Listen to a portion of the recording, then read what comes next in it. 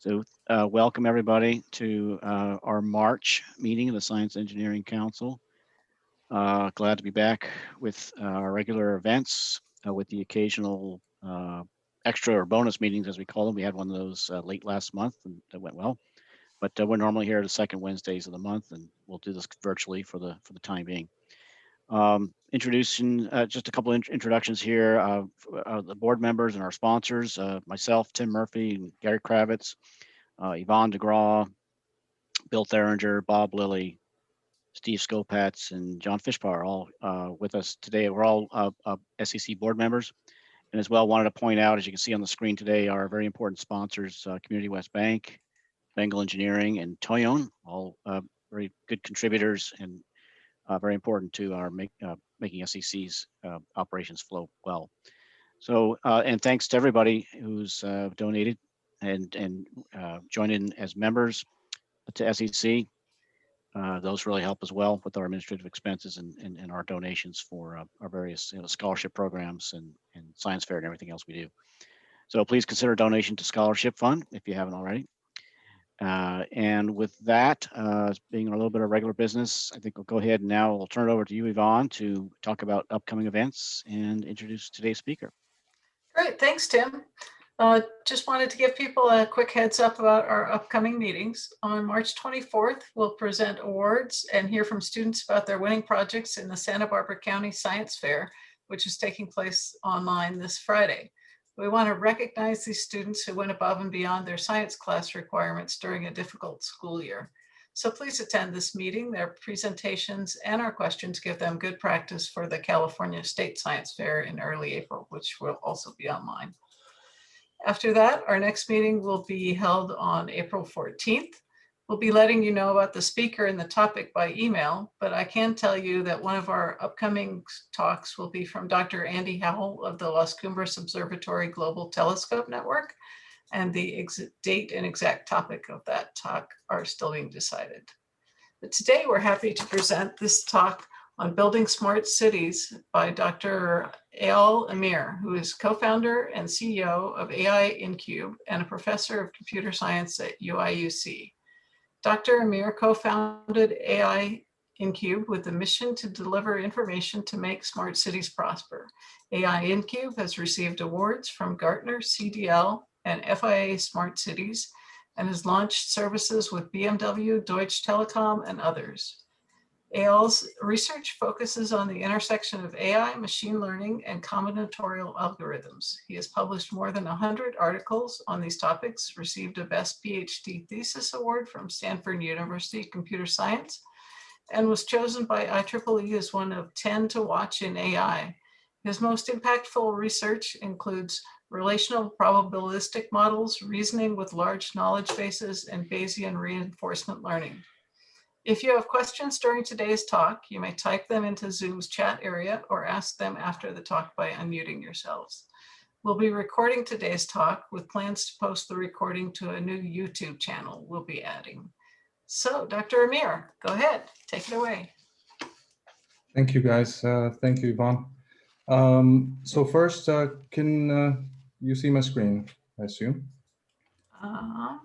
Not yet. Let me see. Shall I share it again? Yes. Okay. All right. So first, thank you for the Science and Engineering Council for inviting me to speak here. I really appreciate your time. I would like to make it interesting for all of you, and so don't hesitate to ask any questions, and I'll be happy to just pause and I think an interactive format is fun for me, and I hope it will also give you more information that's helpful. So with that, I'll start by saying that I'm trying to help build smart cities, and by that I mean that I really am looking to somehow bring smart cities, meaning the cities that we have, make them smarter. So what that means, I will discuss in some length right now. What are smart cities? People have been talking about it from early 2000s. There was a big wave from 2010, and it somewhat subsided. And there is a new wave that's coming now, partly aided by the pandemic. And there is a change. There is also a change of understanding of what smart cities would be. I'll talk about that. And then I'll talk about some of the challenges that we're facing. And finally, if I have time, then any resources that are available right now. So I'll start by just saying that cities are going through some change, and partly we've read about it in the news. Many people are leaving the big cities and moving to smaller cities. That means that those cities are changing. They need to adapt to the change. They need to understand what to change. So there is a lot of work on that. And also on the opposite side, even before 2020, there was an increase in spending on smart cities. In the US, we see the beginnings of this in a number of large investments. In Europe, so I split my time between US, Europe, and Israel. And you see in Europe, you see a big increase in spending by the European Union on focusing on making cities smarter. So there is a lot of focus of both industry and government on this. But what are smart cities? So I'm put it here just a simple Gartner description that smart cities from the split of markets, if you look at it, there are smart buildings, smart utilities, smart transportation, smart health. All of that is, part of smart city. So as when we're scientists and engineers, we're trying to build those things, then we can focus on one of those areas. A different split that from somewhat a business investing perspective is more on the technologies that are developed. So is it technologies for grid and energy? Is it technologies for waste management, parking, connectivity? So this is a different split. And again, as technologists and scientists, we can focus on those areas. I find that, an example is really worth a lot in this respect. So I'm showing to you a short video. This is a German TV station. They're filming a mobile app that lets people find parking and pay for parking at the same time. So tells them where right now on the street there is parking available. So it combines sensors. As you can see, there are drilling of sensors in the ground. The sensors have multiple features in them, infrared, magnetic, a number of things. And these sensors are quite expensive. Each one of them is $100, $200, $300 a piece. And the installation is about the same price. And then every year there is maintenance to all of this. So this was the approach from back in 2010. That was the vision of smart cities. We will put trillions of sensors everywhere, and those sensors will bring information to the world, and that information, people will consume it, and that's how we're going to make cities and our lives smarter with more information. Now, in general, any architecture of anything is a combination of data, some maybe cloud software, AI, artificial intelligence, communication, the final application, and of course the user, whoever uses that application. And so, my background, I'm a technologist. Today I'm in more of a business role. And so I experienced both, and there is a little bit of disconnect sometimes for technologists in understanding that. And you will see in my presentation that I talk both about the application and the user. So I want to focus us, before I go into technology, I want to focus us on why do we want all of that information? What is it good for? So an architecture, kind of like how we build a smart city can take a few forms. In the case of this parking data that I showed in the video, there are a bunch of sources, car sensors from different types. There is a middle kind of AI engine, and then there is a solution that is given into this mobile app in that example. So the kinds of sensors that in this particular example, what comes in are information from cars, information from the telcos themselves, so information about cell phones, data that comes from insurance companies, from mapping companies, sensors in the ground, as we've seen, and also sensors above the street or in the sky and so forth. So there's really a combination of all of that information, and smart cities is no longer, let's just put sensors in the ground, but let's take data from the sensors that we have, maybe the sensors that people have invested in their homes and their doorbells, maybe there are cameras, and also put together data from elsewhere. So from the World Wide Web, from the satellites and so forth. Combine that into the application and provide that information about where parking is. So when we look at, from a business perspective, what are the opportunities in smart city? There are quite a few, but I categorize them into management of what happens on the street, management of what happens behind the street, so let's say inside the stores, what happens for in terms of things that affect us in crime, security, and health, and finally the transportation of things, so moving things from one place to another, making sure that they arrive in time. So those are just kind of a high level opportunities, and I'll show you examples of where the problems are. So let's start with one problem where more information would be helpful.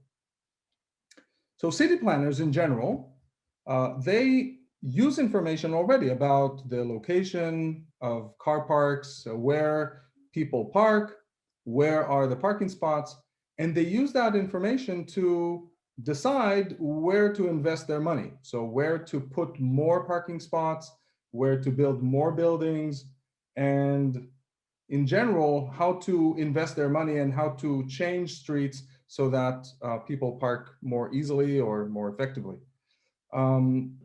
There are mistakes because we don't have perfect information. We don't know when people park in a certain place, how many parking spots even are available. And that lack of information is information that costs cities lots of money per year. So for example, if I put a parking garage and the parking garage most of the time is empty, then I just invested millions and millions of dollars with very little return. Same goes for if I close the street that used to house a lot of parking spots and people really relied on it, then now these people need to park elsewhere. I now created a lot more traffic where people are looking for parking in the street just because I shut down this one street. So planning mistakes costs a lot of money. I give you maybe, I have like maybe 5 different examples. I'll jump between the examples. I'll show you just one more example of city planning. City planning also needs to decide where to put trash bins. Those trash bins are thousands each, and installing them is thousands each. And you put them in the wrong place, and the trash bin is just not utilized. You put too few of them in some places, and you'll get a lot of trash on the ground, which means that somebody needs to clean it, and then all of that comes down to an expense that was not necessary. So not knowing where people will put their trash and when, that causes extra expenses for the city, the county, and so forth, the government in general. So these are just a few examples. Before I go forward, I just wanted to give you kind of like the high level, very ballpark estimation. Now we talked, I showed a couple of examples of what are problems that information about the city could help. And I'll give you kind of the ballpark of what, let's say 10 bits of information, what impact they could have. And so I put like formulas, you know, I was told that the audience would enjoy a couple of formulas. So this is formula number one. It's a very simple formula. The next one won't be that simple, but this one is pretty simple. It leads to just an estimate for San Francisco cost of just 10 information bits. If San Francisco had all of this information correctly of where parking is and when it is utilized, so where are available spots, where are spots that are taken, not taken, what cars, for how long cars park and so forth. Same thing for trash, safety, security, health, electricity, light, logistics, and traffic. If they had 10 information bits about these, they could save or make $3 billion. So when you look at these estimates, and they're not pie in the sky estimates, they're quite grounded. So if you believe that estimate, that's a very large opportunity. It's a very large problem. And this is just one city. So maybe, so kind of in the nutshell, I'll just conclude this part, and I'll ask if people have any questions. Just to conclude, there is a big problem of lack of information.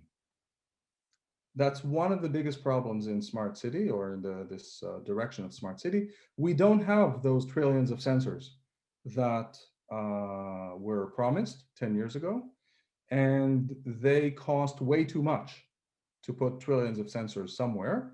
So there is absolutely a business problem of investing in all of those sensors, and what is the value that they will generate, or otherwise it's very hard for cities to justify investing in those sensors. It's very hard for businesses to invest in those sensors. So I'll pause here and see first if there are any questions.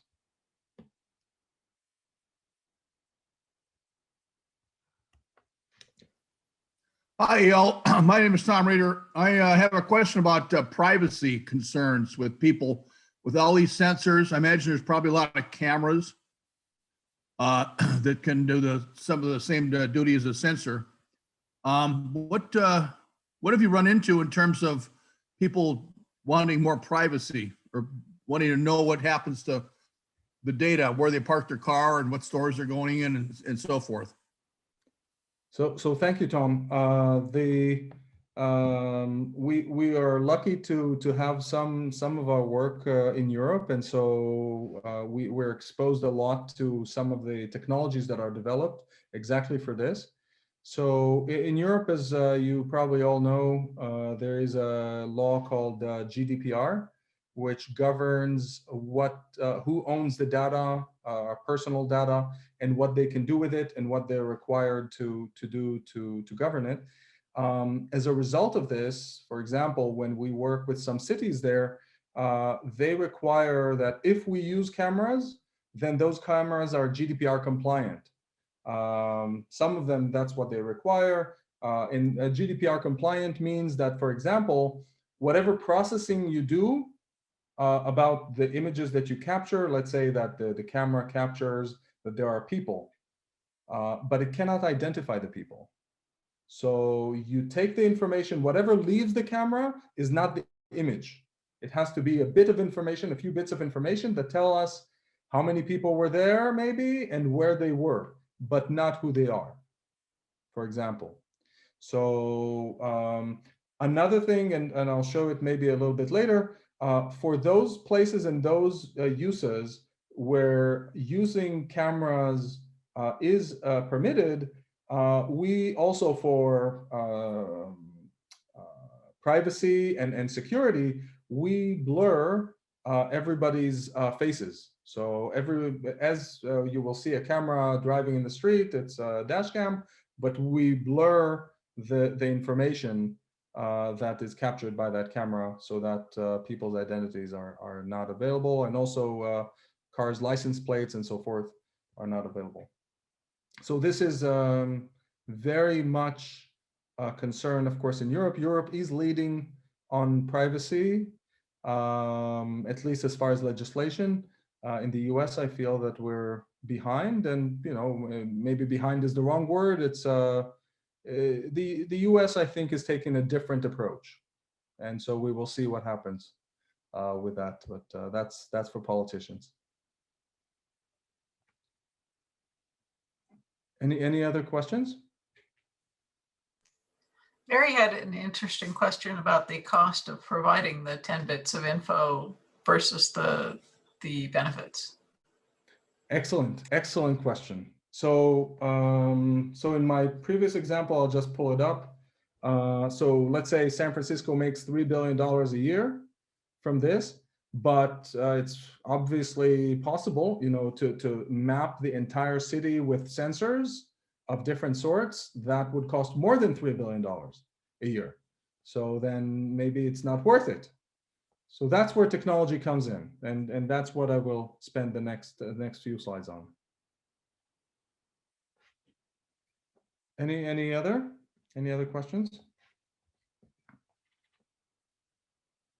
So let's go forward, and again, don't mind interruptions, so you can unmute yourself and ask me a question in the middle.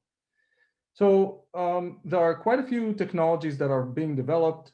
You will see here that I'm biased. I know more about our technologies, the technologies that we're developing in my company, stuff that I've done in my research. But of course, I'm aware of what, at least in the research world and the business world, what other companies are doing, what other people are doing.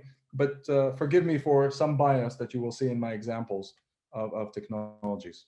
So for the problem of parking. So parking information is one of those bits. I need to give you a little bit of context. So what my company does, ParkNow, what it does is it tells you in real time if parking is available in one street and not another. And so when it does it in large scale, we launched in quite a few very well-known customers. Applications, and it's available in the US and Europe through their applications. So in this street, there is a parking spot. In the other street right now, there is no parking spot. Real time on the street, parking availability. That's what we set to do, and that's what we're doing today. I'm telling you about this because with this example, I want to illustrate different technologies and what they mean. So first, what is the problem? I said, finding street parking. I come to my home or I go to work. I'm looking for parking around the block, maybe many times. And I can spend some time, 20, 30 minutes looking for parking in San Francisco. So with this application, ParkNav, it tells me in this street right now, there is parking spot. Just go there, navigates me to the place and find the parking spot, and it's available, and take it and done. Now, how do we do it? I'll talk about the technologies a little bit in a bit, but let's start from sensors. What are the sensors? What are the technologies out there that do that? So one technology that I put here on the left, it is above the street radar. The positives is that it's very privacy preserving. Nothing, it's very hard to identify people with above the street radar. And so there's very little concern.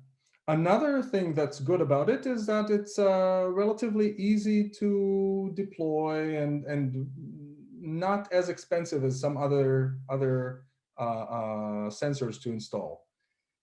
What it finds, it scans the street and sees where there are gaps in the street.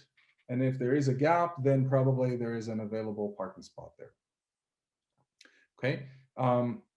The negative or the weak side there is that it is 80% precise, and actually slightly less than that, depending on different weather conditions and so forth, but it's not that precise. Another technology that people use is cameras that are above the street. There, you again need to identify that a parking spot is available. It is, I say it's 85% precise because there are quite a few interferences. And by the way, I need to define what precision here means. Me as a driver, I'm looking for one spot. When the camera says that there is an available spot, how correct is it?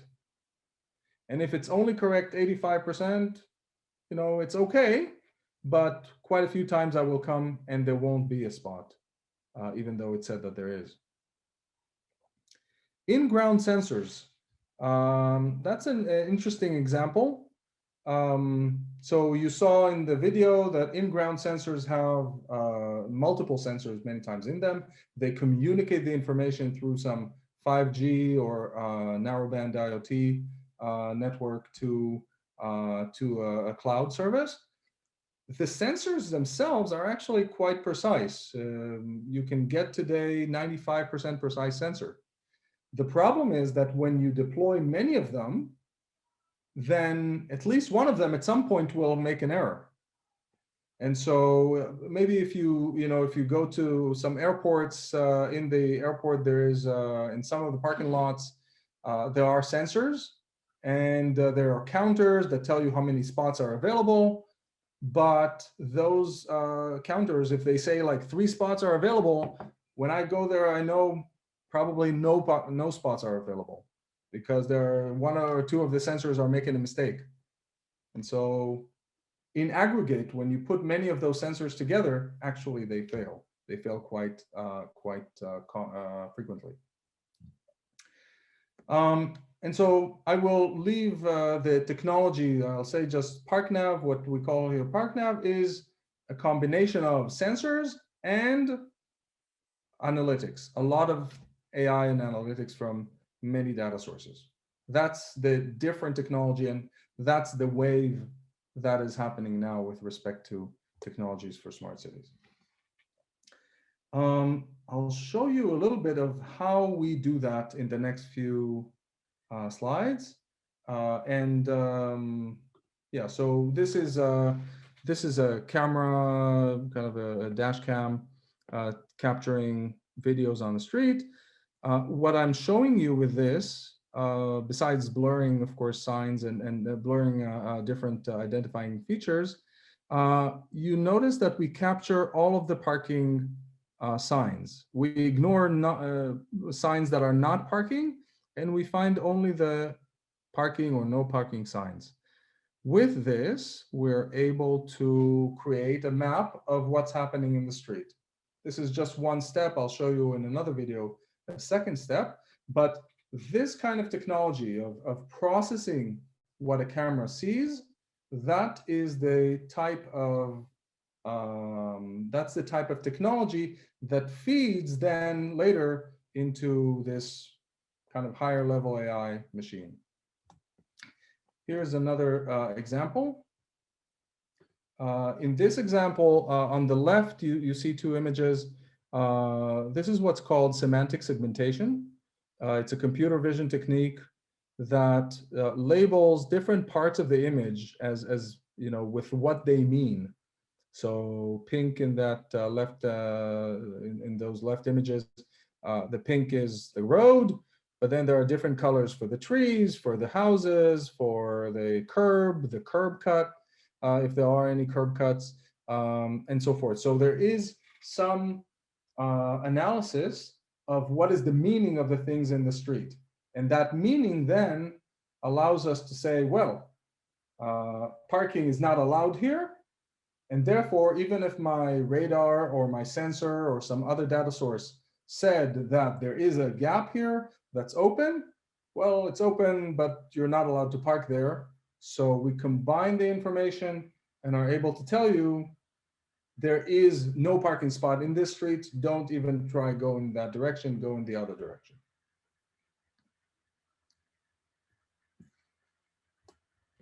Here's another example. This is and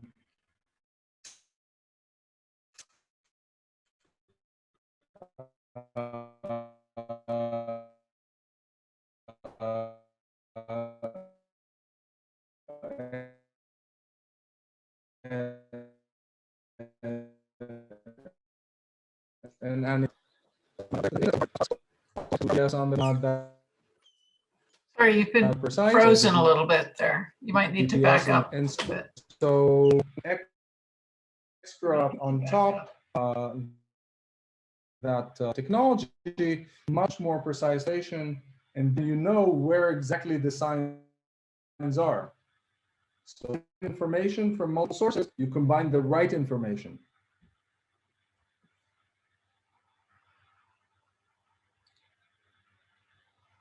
Let's see. I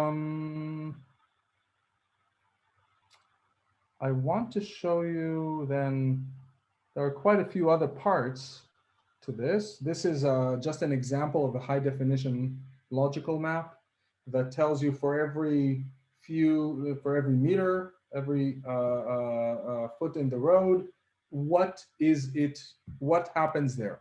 So in that foot in the road, you're not allowed to park because of XYZ, and all kinds of other features, all kinds of other things about that piece of the road. So this is the product, this is the result of all of this processing with the cameras that I showed earlier. At the end, and I'm showing you a kind of a diagram that shows the end-to-end architecture. At the end, just like I said, you know, any architecture for smart city needs to take some information, process it, and deliver it to deliver that processing to the end users.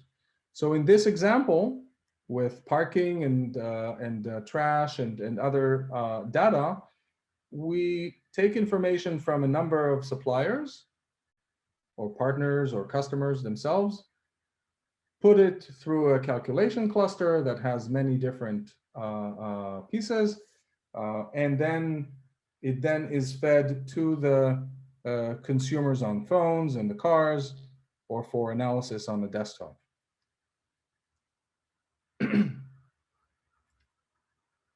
I'll show you one more example. So what you see, by the way, on the right-hand side at the top, you see this movie is already playing. This is the interface of a BMW car that includes this parking data. So the dark blue here says that there is a parking spot there right now. And if there is no dark blue, then there is no parking spot there available right now. And so this is now available, and not to give BMW marketing material, but it's just an example. It provides the driver with information about where parking is available in real time, so that the driver can go to the right place and not waste time circling the block. Okay. On the left-hand side, there is another example. This one is an oil company called Q8. It's so similar to Shell and BP, just a smaller, very common in Europe. And over there, they are also illustrating a different application that allows you to find parking on the street. There, the visualization is different. Green means that there is a parking spot. Red means there is no parking spot there right now.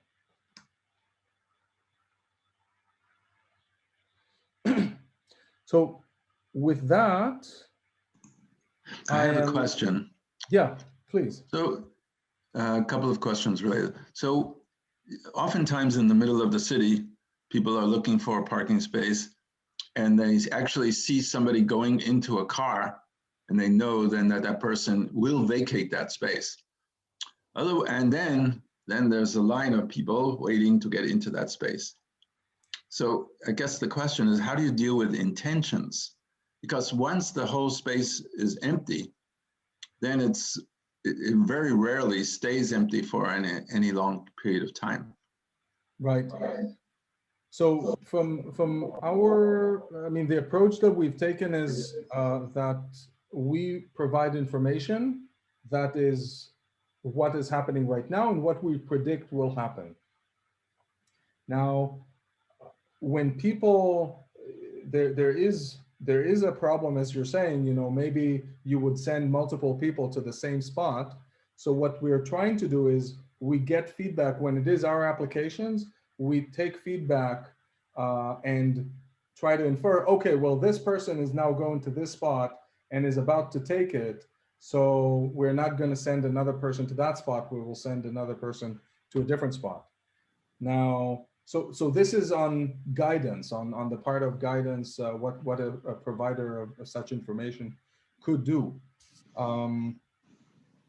As far as you know, people behavior, you know, different places behave differently, right? Some places you would allow, you know, people, if you save a spot, people will come and push you. So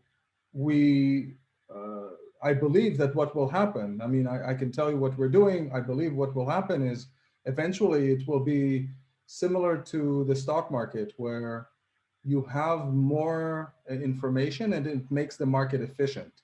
It doesn't allow you to buy Bitcoin at a low price. No, you will buy it at the right price, but at least you will have all the information that would help you to buy it and inform you when you buy it, for example. So the same will happen with trash cans, with bread in the bakeries and so forth. So I will know that my bakery still have bread, and right now the application may predict for me that if I don't go there right now, then in 10 minutes the sourdough bread will be out. So we can provide information. We cannot save, you know, we cannot save the bread for the customer.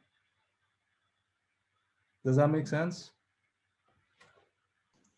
Yes, I guess you answered part of the question, but my other question was, somebody that sees a driver, sees a pedestrian going to a car, so they can assume that that person going to the car will get in the car and drive away and then use that space. So the space may be available only for seconds. And so how do you deal with that? And that's very common in crowded areas like where we live, which is in San Francisco. Oh, right, great. So this is, so I should say, this is the concept. The concept is that for crowded, very crowded places where it's almost always like red, there is no parking spot, then there is another service that you could give, and that is telling you how long you would need to wait in that street before a parking spot becomes available. So you could, you know, as a driver, at the end, you know, I don't know if the driver can wait, if they could stop and wait, but if they can, then that is something that you can do for them. But at the end, you know, it's again, it's like how do you call it? There used to be this game with, like, you know, kids that run around chairs, and, you know, at the end, everybody needs to sit, and one kid doesn't have a chair.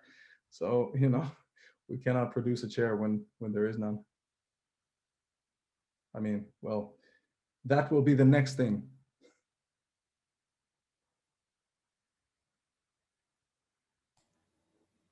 I had a question. When you showed the slide a few slides back, showing the different parts of the system, and, you know, I think calculation cluster was there in the middle, but when you look at this entire system, what do you see at this time is the weakest part of this concept or system? So the weakest part is actually the economics of it. It's so in general, I'll give you a couple of examples.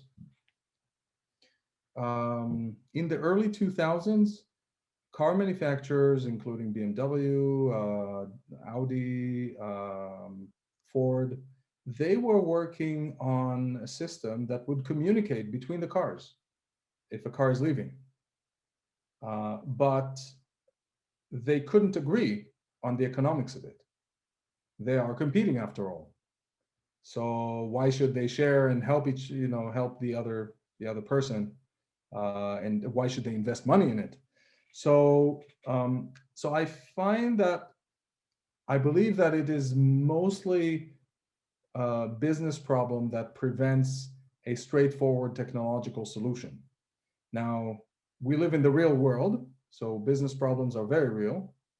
And so the solution, the next thing, so once you understand, okay, well, the straightforward business solutions won't work, then assuming that you have somebody that would pay for the data, then the question is, do you want to sell the data to that entity?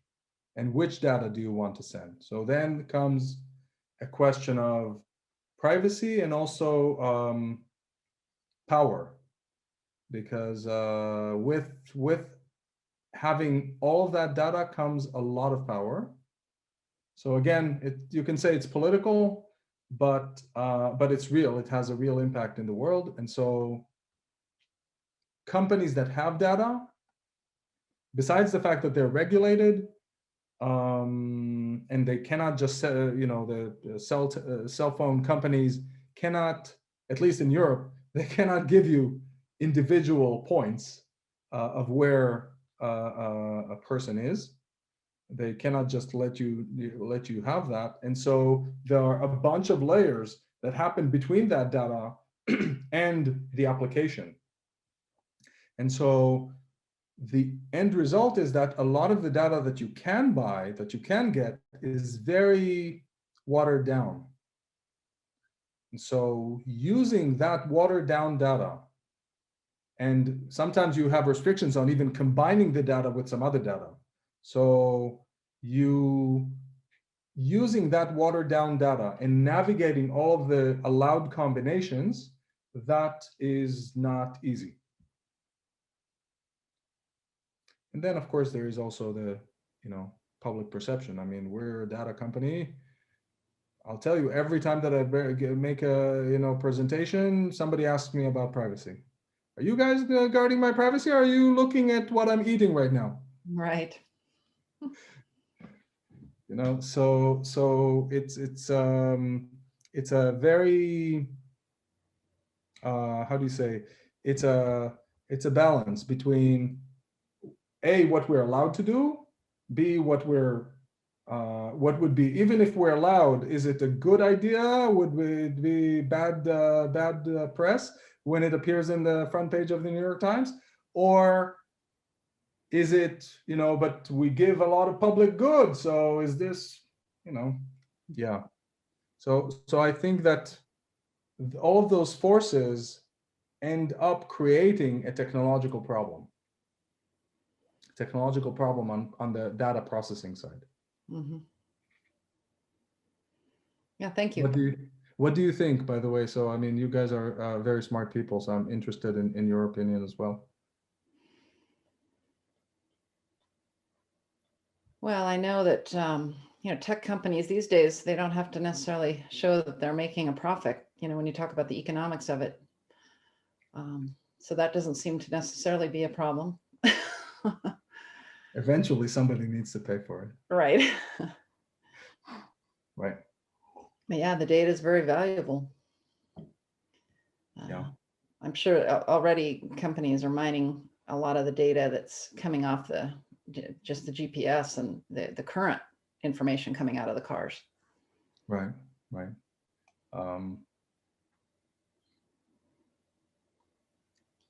So I have a question about the business model, kind of relating what we're talking about here. It looks like with all these sensors having to be installed somewhere, somebody has to pay for that. That would seem to be public infrastructure. And then Right. you go, when you start to do the ingestion and calculation and storage and access, that's, I'm not sure who owns that part of the system. And then your presentation and action, giving it to somebody in a car with a smartphone so that they can find the parking space. I mean, do they pay for that? Does the individual user pay for that? Or is that something that, for example, San Francisco offers? If you come to San Francisco, you have this great parking app and you can download it and use it. It's just, it seems like there's a lot of financial requirements from multiple players here, both in the public and the private sector. So how do you Right. address that? So that's the biggest, I think, unsolved problem in smart cities. I'll show you a couple of examples and go a little bit in depth into them. But in general, I'm starting by saying the problem is not solved, the business problem of who pays. So one side that is paying is the car owner. So if you buy a BMW Series 5, let's say, then part of the payment that you make is for this navigation unit with extra capabilities. And so with that, you're paying for that information. Another example is this Deutsche Telekom application that combines data and payment. So there, the driver or the person who wants to park the car, they pay for parking the car and they pay slightly extra for using this better information. So every time that I park my car with Park Enjoy, then I press a button and I pay 20 cents extra. And that 20 cents gets distributed between the data suppliers. So mobile payment in general, kind of like if I take a step back, in general, the mobility services like BMW or car manufacturers, oil companies, railway companies, they will bundle that data usage into their consumer solutions. And another one is mobile payment applications themselves. So as you pay for a service, you also pay a little bit for the data that helped you consume that service. So those are two models that are already working. They're not enough. If you remember that video that I showed with the Deutsche Telekom sensor in the street and the drilling and all of that, this is in Hamburg, in Germany. The city pays for some of the sensors and they own those sensors. And Deutsche Telekom itself also paid for another set of sensors and they own those sensors. So Deutsche Telekom owns the sensors. The city had to allow them to put the sensors in and monitors how this company is using the sensors. But the economic beneficiary of that sensor is the company that bought it, that paid for it. And I'll give you one more example. So I don't know if you're familiar with this. There are a lot of security cameras nowadays and doorbells. So I can just buy, I think it's $100 doorbell and put it on the outside of my home door, and it will video everything that comes in front of it, and then transmit it through my internet to somewhere in China. I'm kind of like a little bit joking, but probably true.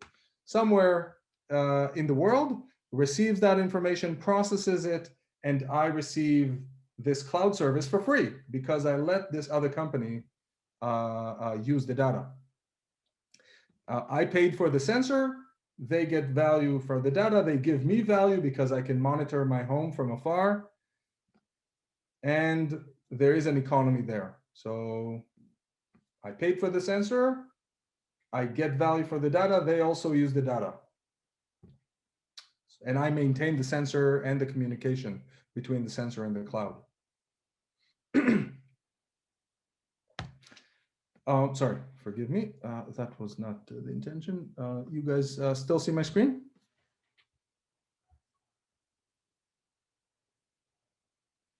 Can you also still see my screen? Nope, not right now. Oh, not right now. I'm sorry. So then it went into. I see it. Okay, so let me try to do that again. I'll share this. Okay, now it's good.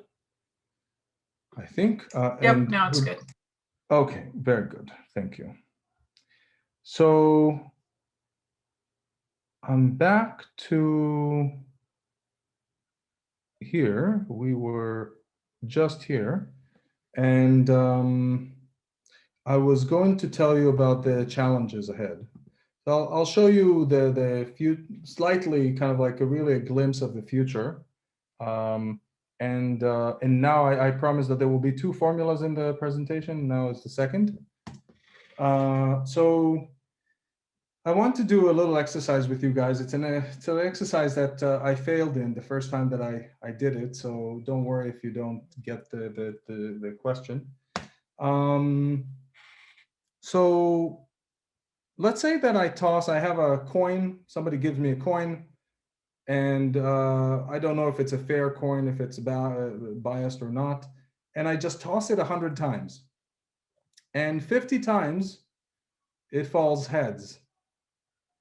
And so the question is, now let's say I toss it again, what's the chance that it will fall heads again? And so anybody wants to venture a guess? 50%? 50%. Excellent. And why is it 50%? It's 50% because it's in statistics, it's just mathematics, but it's the maximum likelihood estimation. It's the number of heads divided by the number of tosses. So how many times I toss the heads divided by the number of tosses, that's the most likely thing to happen, that have happened. And you can really derive it from the very basic assumptions. So now here's the interesting part. What happens when I toss a coin? Somebody gives me a new coin, and I toss it only once, and that toss falls heads. What happens? What are the chances that now it will fall heads after I tossed it only once? I have a new coin, tossed it once, it fell heads. What's the chance that the next time will be heads? It's still the same, 50%. 50%. No, but it's a new coin. I don't know anything about it. It could be biased. I don't care. 50%. So you believe that whatever coin it is, I'm with Mary. We'll look at both sides of the coin first. maybe it's one of those coins that has both of them heads. Oh, you cynic. I've seen too much of this world. So the interesting thing about it is that, of course, with coins, we can say, well, coins are probably, they're all unbiased. But when I need to look at a situation in the stock market or in the street or whatnot, and I only had one observation, I could see it only once. I've never seen, think about this autonomous car that has never seen a green ball under a car with a kid on the other side of the street. Let's say that that autonomous car never have seen that exact thing. They saw a red ball, but they didn't see a green ball. It's a different situation. Maybe it's different. Now, a lot of stuff has to happen behind the scenes, but from the computer's perspective, the computer needs to make a decision. And is this a risky situation? And it has seen only once that a child runs after that green ball, let's say. Okay, so it needs to make the chance of another ball there, what is the chance that a child will run after that other green ball? So that's really that's why I say it's one of the most important, in my opinion, one of the most important questions in smart city AI and autonomous cars. And the answer is slightly different, at least from statistics perspective. This is not the statistics you learn in school. This is the next class. The next class talks about corrections or Bayesian statistics. So if I've seen only one example of that coin toss, then the statistics, both the Laplace correction and the Bayesian statistics with uniform prior, will tell you that the chance of heads is now 2/3. Now, of course, that doesn't mean, again, this is not really about the coin. It's really about the ball. It's really about the parking spot. And it's about the trash can being full or not. One of the things, this is one of the tools that, in my opinion, will make a lot of it. It already is being used. It was invented 50 years ago, 60 years ago. So this is not new. But I think in our world of very sparse information, this is going to be key, because our computers will see a lot of very rare things and will need to make inferences based on those rare events. So that's just kind of one example of where the future is. Another example. Oh, by the way, so if anybody has any questions before I go to the next example, there are 3 examples and then I'm done. So next example is the installation of sensors. So I started by saying that people had the vision of trillions of sensors everywhere. And as the world is evolving, it's not a all or nothing kind of thing. It turns out that you can install few sensors and get what's called the 80-20 rules, right? So you install a few sensors and all of a sudden the precision of your entire system goes up. Yeah. So you won't get 100% precision, but anyway, you won't get there. But you will get much closer with very few sensors. So instead of putting 50 sensors per street, you maybe put 2 sensors per street. And maybe only in those streets where the sensors are needed, because some streets are easy to predict. And other streets are harder. And some streets never have a spot. And of course, you want to park right in front of the train station. But it's only, I'm going to put 20 sensors there, and the utility of those 20 sensors is going to be very minimal.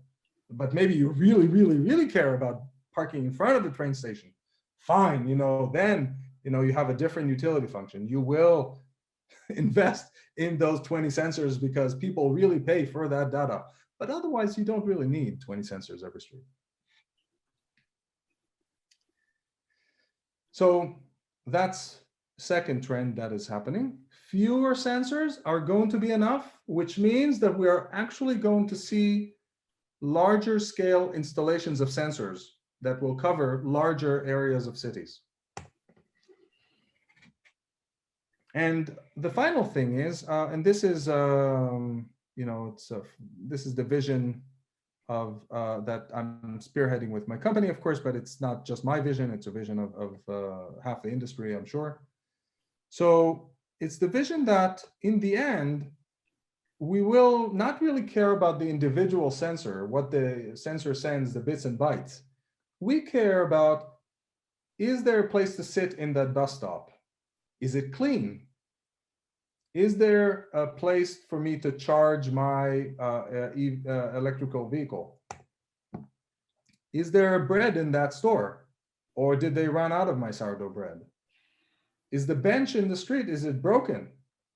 Or if it's not broken, is it available or somebody takes it?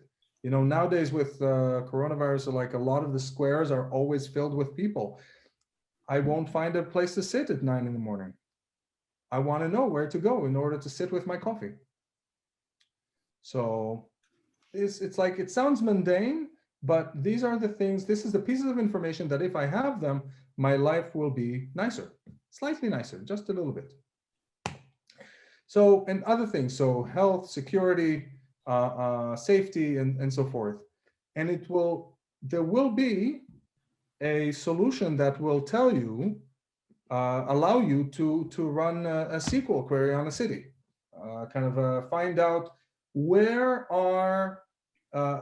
can I find a place where I can sit outside? They have the croissant that I like. There's a parking spot nearby, no foul smell, and no drug dealers around. I just don't want to be in an area where there are drug dealers. Is there a place like that? Find that for me and find something that's available for me right now.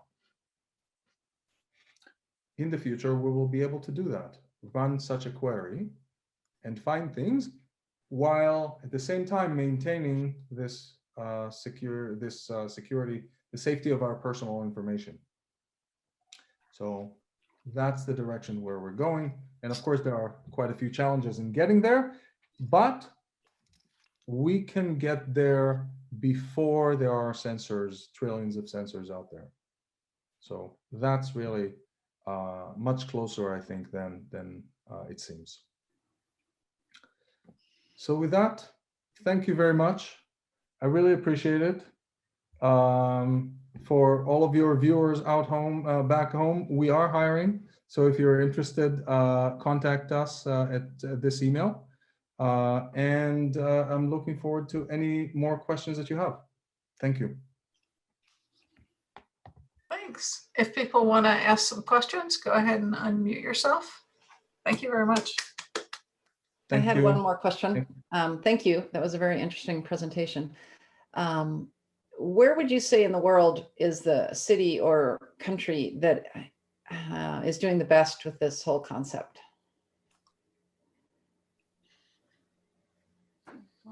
Or is farthest along in the process? Right. So I have a number of countries in my mind. And I have to say my view is limited. So I'll tell you about those that I know about and those about which I've heard. So I have heard that in China, especially, there are pretty much cities that were brought from the ground up. So they did invest in a lot of that kind of technology. I've been to Singapore, and I've seen that the rich part of Singapore has a lot of sensors. Mm-hmm. Germany, absolutely, is leading. They're investing a lot in this, but they're behind compared to some. There is the UAE, the United Arab Emirates, who are investing a lot in smart city for a new project that is a little delayed years, but they're still raising money for building a completely how do you say, completely wired or kind of censored city. In the US, there are investments, but they're local. Miami has put a lot of money into improving its infrastructure, but again, they're behind. So, you know, if kind of like off the top of my head, I'm thinking, you know, London for sure is well known, in the UK more in general, but I feel that Asia is a little bit ahead on this, especially because they you know, with respect to China, there are fewer different privacy issues, and so they are able to develop AI more with fewer restrictions. Yeah, so if I was to say, it's like China, Singapore, Germany, UK, and to some degree the US, some places in the US. I had a question. Early on, you had your 10 data points or 10 areas, and some of them were safety, health, and security. And so I was wondering if you have examples of things cities have done or might do in those areas. So one of the more well-known examples is cameras in London. So most of the city center of London is completely covered by cameras, and those cameras have a lot of intelligence on top. So that, I think, is one of the kind of more secure areas from that perspective. So because you can actually see quite a lot with those cameras.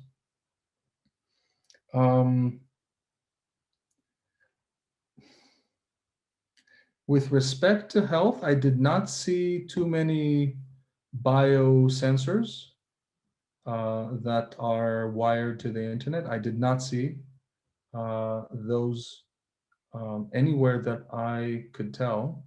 So it's completely open. It's like what's called a blue ocean. But there is air pollution.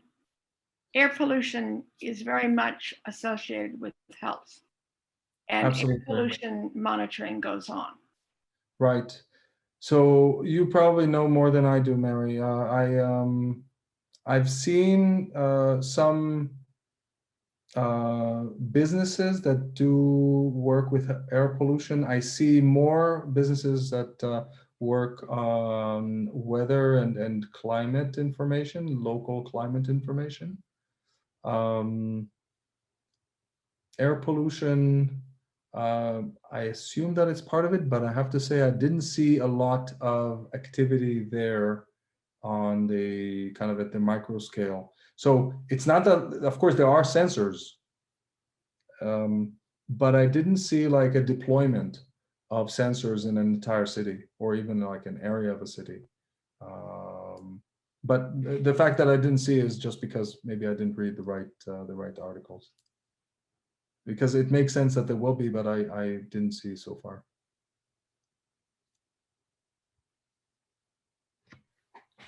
I had a question about your company's business model.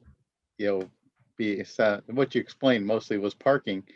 If you pivoted to security, what would that look like for your company? Government more than businesses, as that's my guess. Government in all levels. There are quite a few companies in the US also that install security cameras, traffic cameras, or especially for police activities and police monitoring. So if and when we come into that space, it will be with a different approach, meaning our approach is much more on the AI side and much less on the sensor side. So there will be those companies that invest in the sensors. We're going to be, let's say, the layer above it. So we may be on the path of the police force as analyzing the results of the information that comes from the cameras, but it will be a different company that will put those cameras, maintain them, connect them, do all kinds of stuff. Yeah, no, I understand that. I think that what you said about the sparse data is also an interesting point. It's if you've got hundreds of people walking down a street, there's every day there's only going to be the occasional robbery or something. How do you know in advance? Those kind of things. Or how do you know that even what you're looking at is a robbery till it's over? Those kind of things. So yeah, so anyway, I just wanted to see how that would go. Okay, thank you. Of course.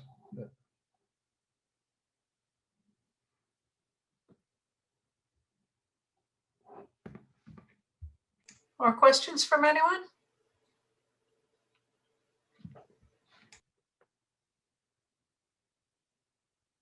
So thank you, guys. It was a pleasure. I appreciate your time. Thank you for joining. Thank you for the questions.